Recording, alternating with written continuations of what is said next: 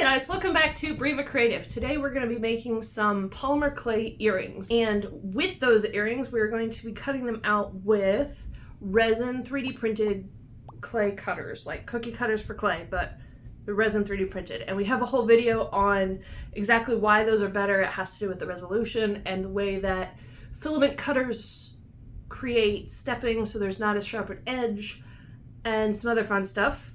Link here for that video.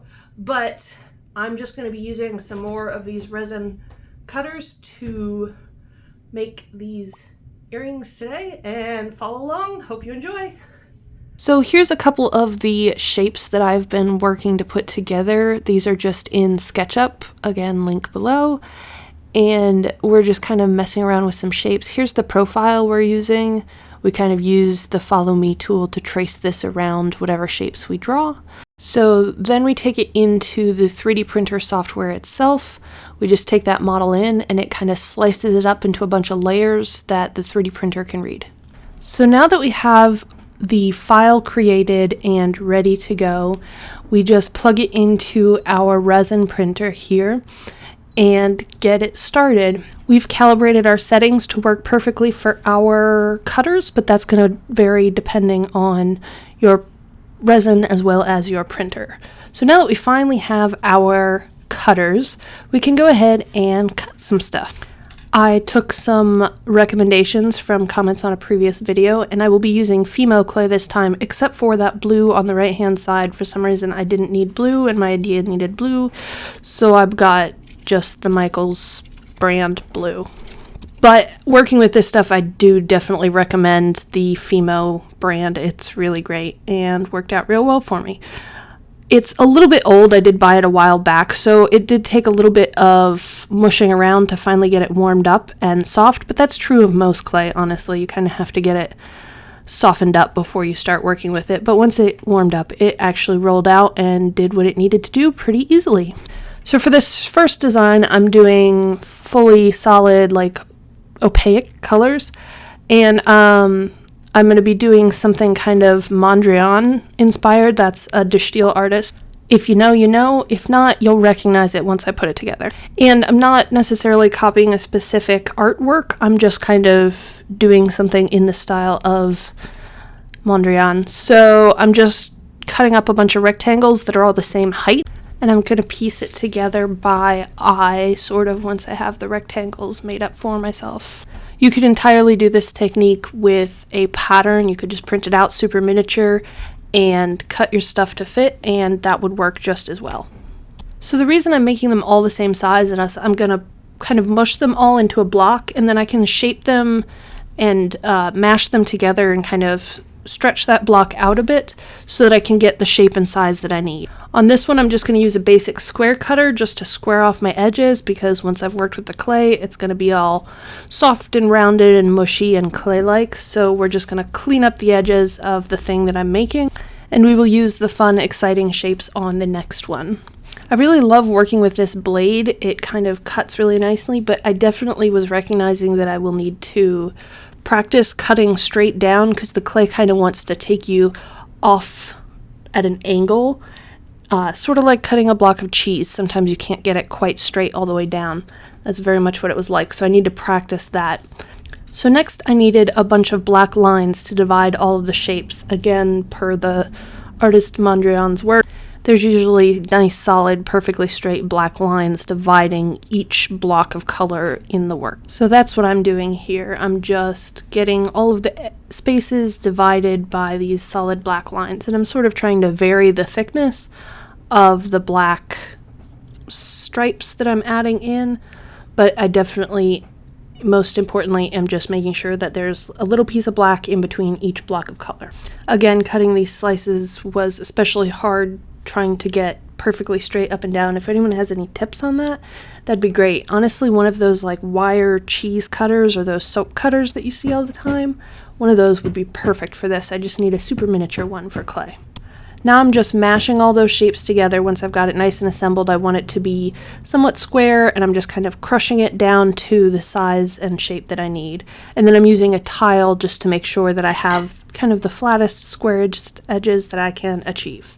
Then the beautiful slice. Much satisfaction.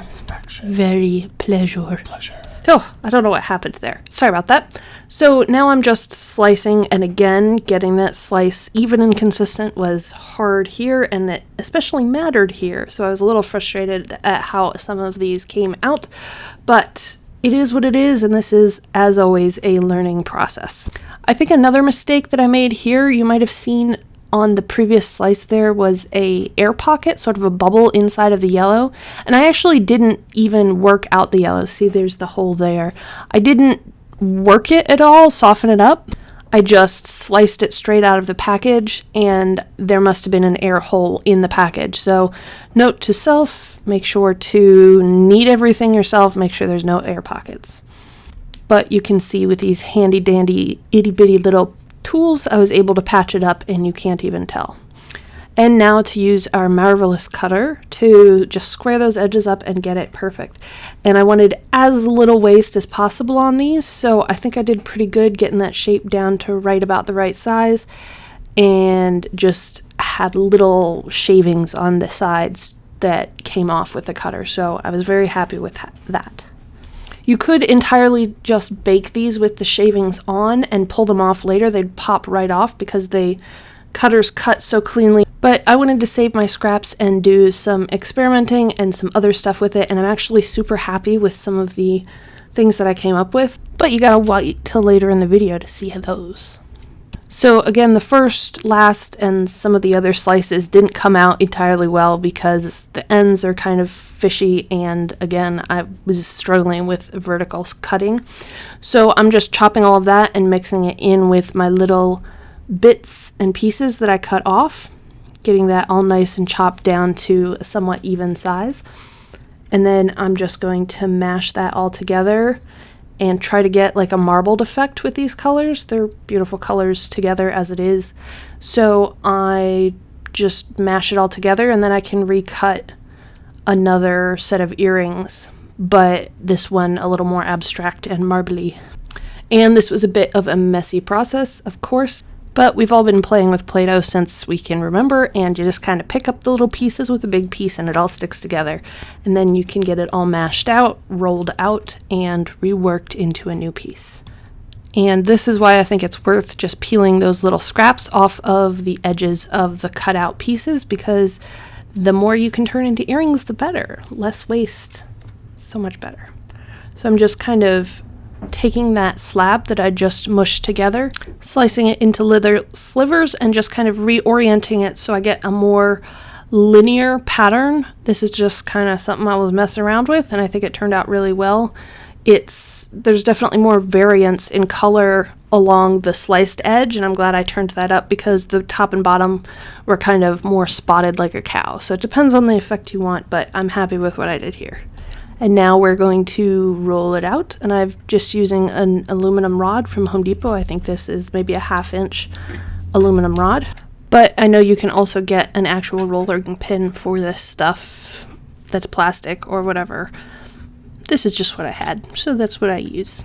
Now that I've got that all rolled out and all those pieces stuck back together pretty well, I'm going to transfer it to a tile, which means I'll probably need to reflatten it, but this way I'm not transferring the finished piece and deforming the shape that the cutter gives us. So now I just have to reflatten that out on the tile, and I get to use this awesome oval cutter that we made and cut that into some cool earrings, and then obviously the marvelous peel, more satisfaction. And then the itty bitty bitsy parts that didn't come up in the marvelous peel that are far less satisfying. But in the end, I'm super happy with these shapes, and I'm going to use all of the more straps of clay to just make some itty bitty little studs. For these, I just used some stud blank linked below, and I just kind of mashed the clay around the end to get them going. And now on to our second pattern. So I have some jewel effect Fimo clay here, and that's going to give me a more translucent kind of gemstone-y look. And I've also got some copper foil that I'm going to mix in. So I have this beautiful peachy jewel effect color, but I also want some similar orangey, peachy colors, but in opaque, so that there's kind of a variation of like what is translucent and what's solid in the earring. So I just grabbed some colors and mixed it up, and I'm actually super proud of getting it right. I don't know. Colors baffle me, but I got it right this time. So now I'm just cutting all of this up. I kind of rolled them into these little noodles so you could kind of see proportionally how much of each color I'm adding. But again, this is my very first time that I'm trying this, and I don't know what I'm doing, so I'm just guessing. So I just want to get all those little bits and pieces separated so they're not all stuck together, because that's why we chopped them up. And then we'll chop up the opaque ones to mix in. I'm chopping those smaller because I kind of want smaller veins of non-transparent as opposed to the kind of big patches of transparent, kind of going for a marbly marble look. I don't know. Getting itty bitty bitty little bits stuck together, and then I do this. I mash everything together so it didn't actually stay as separated as I want. But that's okay. Now I'm just grabbing that copper foil, again linked below, from Amazon, and I am mashing a bunch of that on top. This stuff is like glitter on steroids. It's a mess. If you breathe, it goes everywhere, but thankfully it sticks to the clay pretty well and didn't stick to my hands as well, so thankfully the clay picked up most of it. So now I'm just digging into that pile, trying to get everything re-separated after I mashed it all together, and then I just gave up and chopped it again, which had the same effect. It is what it is. You can't tell in the finished piece, but lessons learned for next time. And then I just kind of get it all into one sort of blob so it all sticks together, and I get it mashed into something that I can roll out pretty well. So again, I said before, this is my first time making a marbled polymer clay anything. So I did what I see on TikTok a lot. I rolled it into a log and then sliced it into pieces that I then kind of assembled side by side into a larger flat piece that I rolled together. And I'm not sure if it was the gem effect clay or I just overworked this stuff too fast, but this stuff was significantly stickier than the Mondrian pattern that I was dealing with. But again, I was doing a lot more working with it, so that might have been part of it. So then I decided to create just kind of a clear background layer. Here there's the clear white on the bottom, and then I'm putting the orange marble pattern over top, and then I'm going to roll it out again. That way the same amount of marbled stuff that I worked so hard to make look the way it does goes twice as far, and you get a little extra transparency, and the back is a little bit clean. It's fine. Again, this is a technique that I have seen on Instagram or TikTok or somewhere, and I just borrowed it, so thanks, internet. Anyway, so now we're going to be using these very fun hexagonal cutters that we will be posting to our Etsy page soon, and we will put those links in the video. And what I like about these nesting cutters is I can make these giant ones, but I'm not using up all of that clay. I'm actually going to make 3 earrings in this space. So I'm going to do the big kind of hexagonal hoop, and then stick the medium-sized one in to make that hoop, and then I'll make another hoop on the inside that's a medium hoop, and then the little guy on the middle. So I've got 3 pairs of earrings there with that space.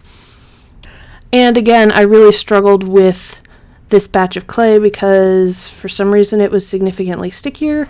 So getting all the little bits off in a way that didn't ruin the marbled pattern was kind of a struggle.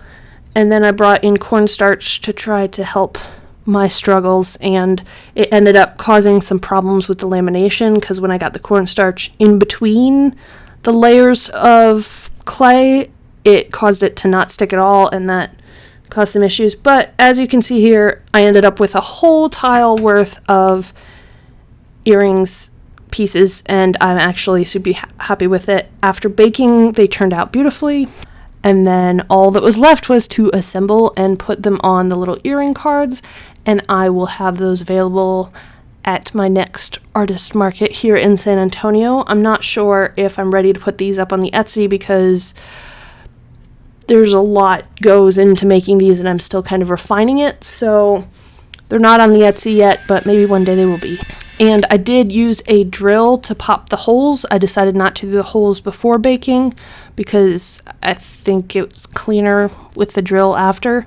And you kind of just have to be careful with it, especially with the giant drill that I've got. But then you just thread on the jump rings and make your little earrings, and everything turns out beautifully. Look at those little guys. I love the scrap leftover marbled stud things. I'm pretty sure those are my favorites. But these are cute too, and so are all these. I love them all. I'm so happy.